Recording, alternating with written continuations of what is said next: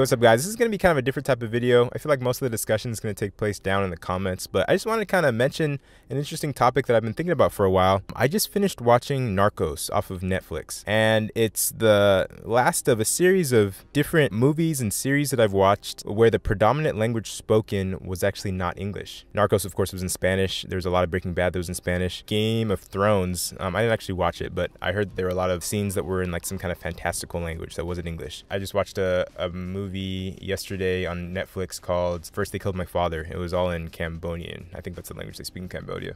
But anyway, it was all subtitled. That's how I could understand what was happening in each film or TV series. And I think it's interesting because I feel like the stereotype, it's not really a stereotype, it's actually the truth. Most of the time, Americans hate non-English films that they can't understand audibly. Like, they hate having to read subtitles. It's just a lot of work. I'm a little bit different in that my mom is fluent in French. She raised me and all my siblings to love foreign films. We watched so many Bollywood, French, different international films since we were kids. But in general, I knew this sentiment towards international films.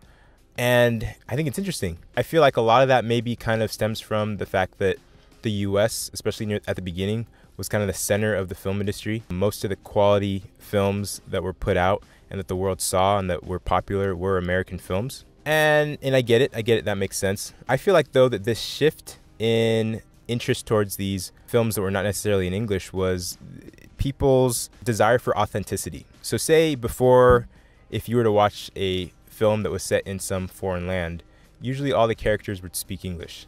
Let's think about the only film that can come to mind is Prince of Egypt. This is a film that was an animated film set in Egypt back in the day. Obviously, they wouldn't have been speaking English back then because as Americans, we're used to people speaking English in films, even if it isn't really historically accurate.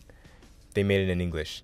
I feel like now, because we have this desire for authenticity, that wouldn't have quite worked. So it's interesting. I think it's really cool. I think that we have been such a Western-centric, America-centric society in a lot of respects, including the film and entertainment industry.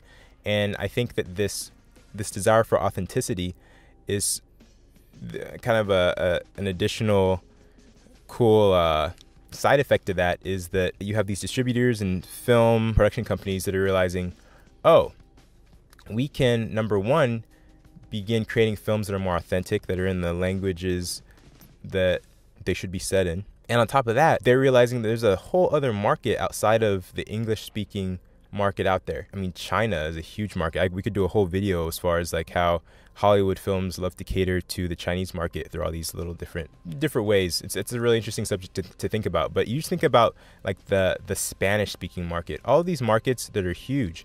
I was just reading an article about how popular Narcos is in the Spanish market because, you know, a lot of it's in Spanish. I feel like this new realization by production companies will allow for bigger sales, more established and widespread viewership, and brand loyalty too. It's going to be a good thing. And I just feel like it's a good thing that collectively we've decided to raise our standards. Our suspension of disbelief is now requiring a new level of standards, and it's going to force studios to create a more quality product in the end.